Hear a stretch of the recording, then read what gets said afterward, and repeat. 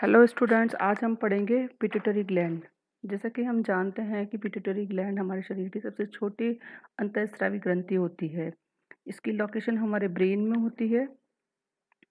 इसका इंट्रोडक्शन पढ़ते हैं सबसे पहले। ये हमारे इसका जो डायमीटर है वो 1 सेंटीमीटर का होता है और थोड़ा वेट भी बहुत बहुत कम होता है, 0.5 से 1 ग्राम ओनली।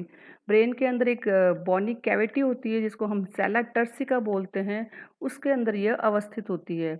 यह हाइपोथैलेमस से एक स्टॉक होता है जिसको हम इनफंडिबुलम या फिर पिट्यूटरी स्टॉक कहते हैं, उसके माध्यम से यह हाइपोथैलेमस से जुड़ी हुई पाई जाती हैं, जो कि हम इस डायग्राम में देख रहे हैं।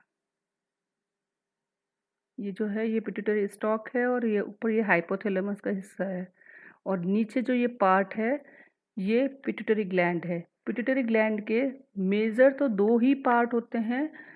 ये जो बड़ा पार्ट जो दिख रहा है थोड़ा ग्रीनिश सा, ये एंटीरियर पिट्यूटरी ग्लैंड है जिसको हम एडिनोहाइपोफाइसिस भी कहेंगे, यानी अग्र पीयूष ग्रंथि। और जो ये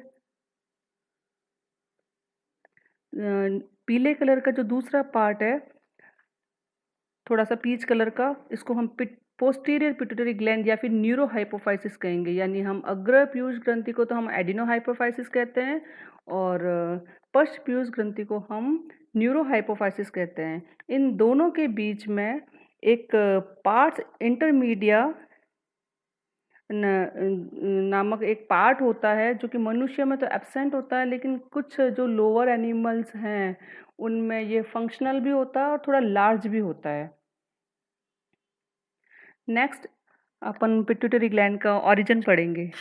तो जो एडिनोहाइपोफाइसिस है इसका ओरिजिन एक रैट के पाउच जो कि फेरिंजियल एपिथेलियम होती है उसका इन्वेजिनेशन है। रैट के पाउच से एंटीरियर पिट्यूटरी ग्लैंड बनती है। नेक्स्ट है न्यूरोहाइपोफाइसिस।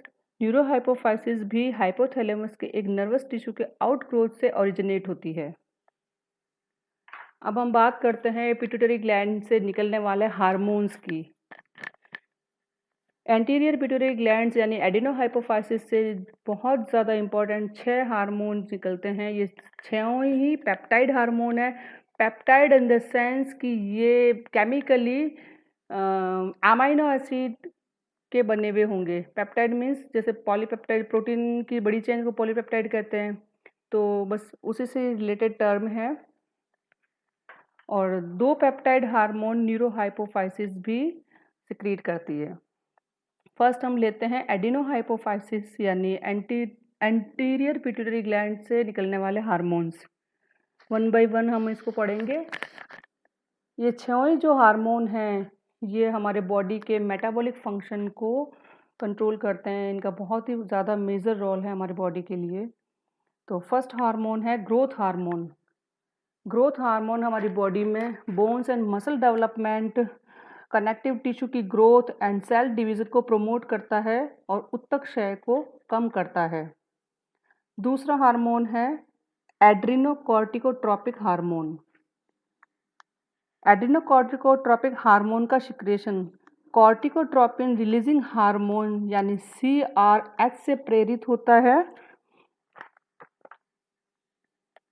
ये हार्मोन भी हमारे बॉडी के अंदर ग्लूकोज, प्रोटीन और फैट मेटाबॉलिज्म को इफेक्ट करता है। जो ये ACTH, इसका शॉर्ट नेम ACTH है। ये ACTH हार्मोन एड्रिनल ग्लैंड के कॉर्टिकल जो पार्ट होता है उससे हार्मोन सिक्रिएशन को प्रेरित करता है। Third one is thyroid stimulating hormone जिसको हम TSH हार्मोन भी कहते हैं। ये एक ग्लाइकोप्रोटीन है and it has effect on growth and secretion of thyroid gland. Means ये थायराइड ग्लैंड की ग्रोथ और इसके स्त्रवण को प्रेरित करता है। इस हार्मोन का इटसेल्फ यानी इसका TSH का खुद का स्वयं का जो सिक्रेशन है वो हाइपोथैलेमस के थायरोट्रोपिन रिलीजिंग हार्मोन से इंड्यूस होता है। Next one is prolactin. Prolactin hormone का दूसरा नाम मेमोट्रोपिक हार्मोन या फिर लैक्टोजेनिक हार्मोन भी है। ये लैक्टोट्रोफिक सेल्स जो कि पीयूष ग्रंथि के एडिनोहाइपोफाइसिस में पाई जाती है इनसे सिक्रीट होता है। फीमेल में ये जेस्टेशन पीरियड में इसका सिक्रेशन बढ़ जाता है। फीमेल में कार्पस ल्यूटियम से प्रोजेस्टेरोन हार्मोन का सिक्रेशन भी इस हार्मोन के प्रेरण के कारण होता है। ये फीमेल में मेमरी ग्लैंड डेवलपमेंट और मिल्क प्रोडक्शन को प्रमोट करता है। दुग्ध का सिंथेसिस यानी दुग्ध संश्लेषण को प्रमोट करेगा।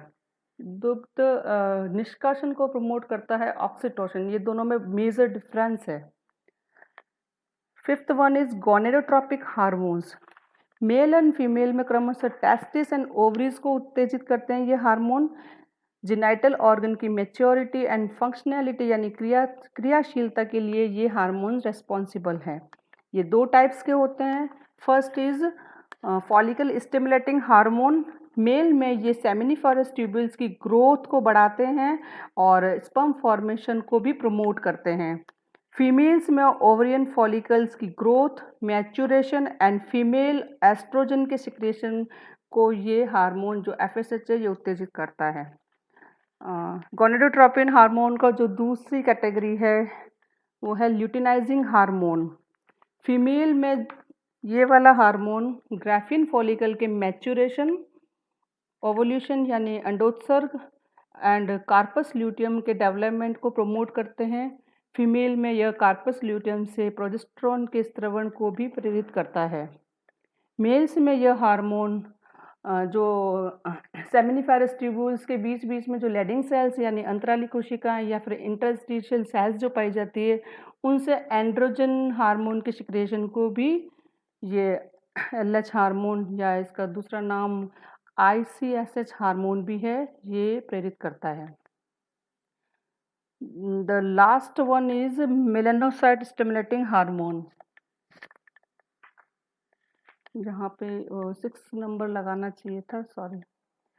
मेलानोसाइट स्टिमुलेटिंग हार्मोन MSH के नाम से जाना जाता है और ये हमारे बॉडी में जो हमारे स्किन के अंदर पिगमेंटेशन है इसको रेगुलेट करेगा।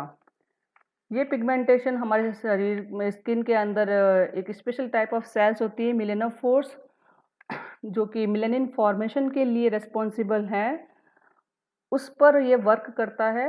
हमारे त्वचा के अंदर तिल या चकत्ते बनने को भी ये प्रेरित करता है और जो ये लोअर एनिमल्स होते हैं इनमें इन्हीं मेलानिन पिगमेंट्स को फैलाकर ये त्वचा के रंग को डार्क बना देते हैं। अब हम बात करते हैं न्यूरोहाइपोफाइसिस से निकलने वाले हार्मोन्स की। इनसे दो इम्पोर्टेंट हार्मोन निकलते हैं। फर्स्ट है एंटी डाययूरेटिक हार्मोन और सेकंड है ऑक्सीटोसिन हार्मोन। जो एंटी डाययूरेटिक हार्मोन है ADH जिसका नाम है, और उसका दूसरा नाम है वैसोप्रेसिन। पिट्रेसिन भी कहीं कहीं पे आपको नाम दिखाई देगा। ये नेफ्रॉन के जो डिस्टल कॉन्वोल्यूटेड ट्यूब्यूल होती हैं, दूरस्थ कुंडलित नलिका और जो संग्रहित नलिकाएं यानी कलेक्टिंग ट्यूब्यूल्स, इनके द्वारा वाटर एब्जॉर्प्शन यानी जल पुनरावशोषण को प्रेरित करता है। इसके वजह से यूरिन की अमाउंट में कमी आती है। अगर इस हार्मोन की कमी हो जाए तो मूत्र के साथ में जल का अधिक उत्सर्जन होगा, डिहाइड्रेशन होगा और इस कंडीशन को हम डायबिटीज इंसिपिडस कहेंगे, क्योंकि इसमें मूत्र पतला और रुधिर गाढ़ा हो जाता है। अगला हार्मोन है ऑक्सीटोसिन। ये भी बहुत इंपॉर्टेंट हार्मोन है। स्त्रियों में ये प्रेगनेंसी के अंतिम काल में जो गर्भाशय की दीवार की अनैच्छिक पेशियों में संकुचन को प्रेरित करता है, जिसकी वजह से लेबर पेन शुरू होते हैं और शिशु जन्म में सहायक, ये लेबर पेन जो है ये शिशु जन्म में सहायक होते हैं। प्रसव के बाद में भी ये स्त्रियों में मेमरी ग्लैंड द्वारा दुग्ध निष्कासन को भी प्रेरित करते हैं।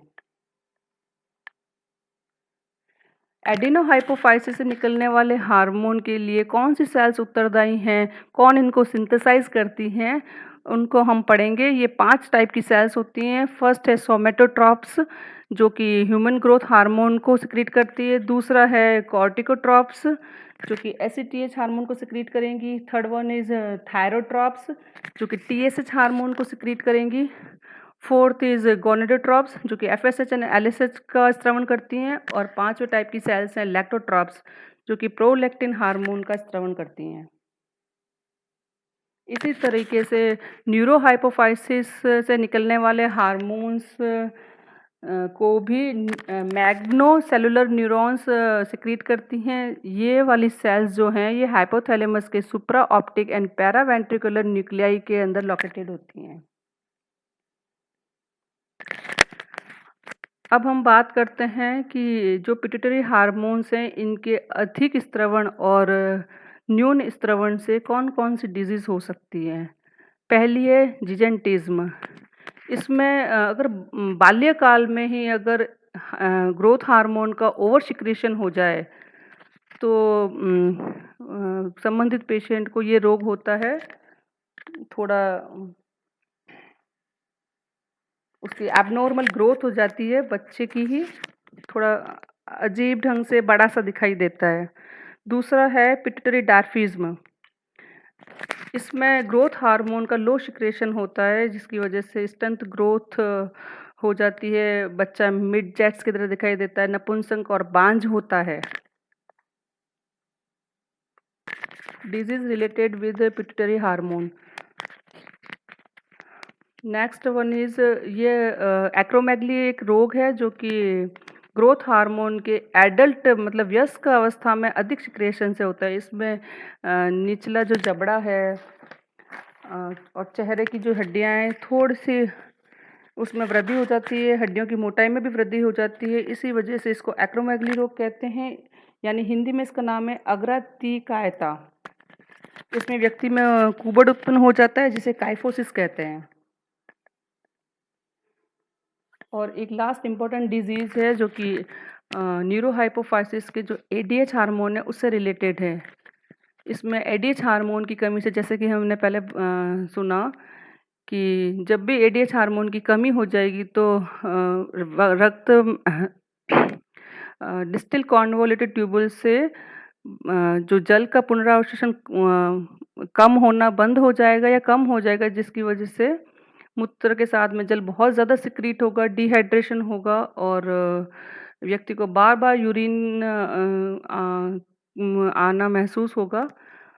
इस डिज़ीज़ को हम डायबिटीज़ इंसिपिडस कहते हैं, जो कि डायबिटीज़ मेलिटस जो कि इंसुलिन से रिलेटेड है, उस रोग से ये थोड़ा डिफरेंट है। डायबिटीज़ मेलिटस इंसुलिन की कमी से होता है, जबकि डायबिटीज़ इंसिपिडस पिट्यूटरी ग्लैंड के जो एक हार्मोन है एडीएच उसकी कमी से होता है। So this is all about pituitary gland. Thank you very much.